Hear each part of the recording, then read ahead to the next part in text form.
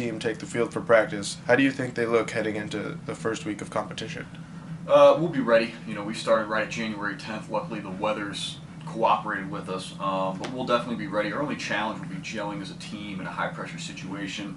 We have 18 new faces on the team this year, so that's a challenge always. But we'll deal with that in the first quarter of the first game and move on. So I think that's our only worry is just gelling, but we'll be fine. Are there any major differences between this year's team compared to last year's? All the new faces, 16 freshmen and 2 transfers on the roster this year, so that's a huge difference. I mean, it's almost half the roster. But the guys are getting along well, and we pushed them the first 2 weeks of practice hard, so they had to pick each other up, and that definitely helped them gel even quicker. So that is a huge difference from last year.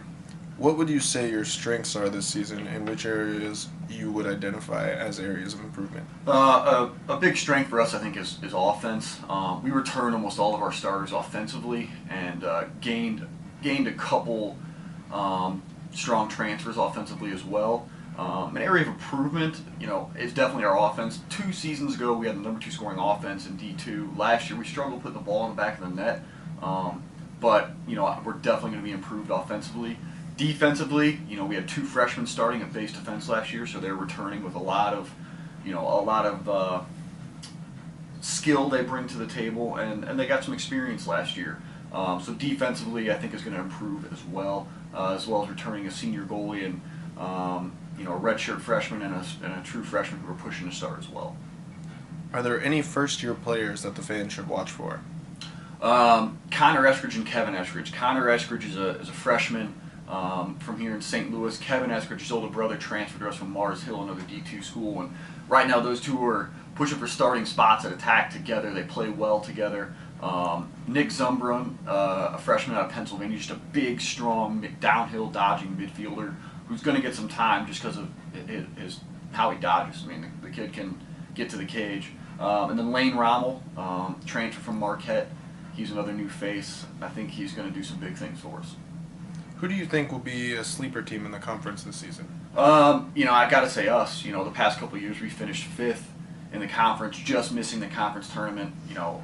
Obviously we always think we can get there, and this year is no different. But I also think Wheeling has a chance to push for the title with the year they had last year. So I think they would be one that everybody needs to fear about taking down the ECAC championship this year. 4 of the 8 teams in the league will qualify for the postseason tournament. What will your team need to do in order to be one of the final 4? It's always the big games on our schedule are always Lake Erie, Wheeling, Mercyhurst, and Seton Hill. You got to beat one of those teams, possibly even 2. It kind of depends on how it shakes out. All those teams have the ability to beat each other, so we got to win 2 of those games to guarantee ourselves a spot in the ECAC tournament. But beating one of those is a start. We still haven't beat one of those 4 since we've been in the conference, so that's where we got to start. Which game are you most looking forward to on the schedule this season? Obviously, right now we're looking forward to the first game to see how everything goes. Then our first big conference game is away at Wheeling Jesuit, but I think the one we're most excited about, Mercyhurst at home. Saturday, 7 o'clock. A lot of Mercyhurst alumni are going to be here, and all the St. Louis area always likes when they come into town, a big team. So that Mercyhurst game, and then Seton Hill senior day or last game at home before the ECAC tournament. That's always a big one too. Any other thoughts on how the team or the ECAC conference as a whole will fare in the 2015 season? I think the conference is going to be strong. It's a strong conference. Everybody competes to be a national contender in that conference, and that's all you can ask for. I think that there's a good chance we make a push for at least 2 or 3 of the teams in the conference to go to take the South Region bids, like happened a couple of years ago. So it's definitely a conference to look out for.